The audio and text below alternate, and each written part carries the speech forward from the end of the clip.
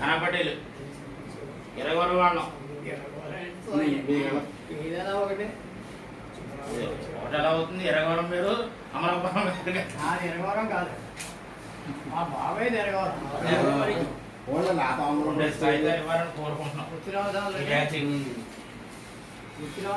అక్కడ సభకి 1,00,000 ఇచ్చారండి. 1,00,000 రూపాయలు ఇచ్చారు. వీళ్ళు అక్కడ అందరికి ఇస్తారు. సభకి 1,00,000 ఇచ్చారు.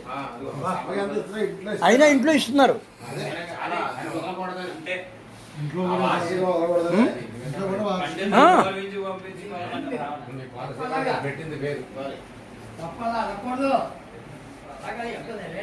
చిన్న ఉద్యోగం చేసుకుంటే నా గురించి చెప్పుకోకూడదు.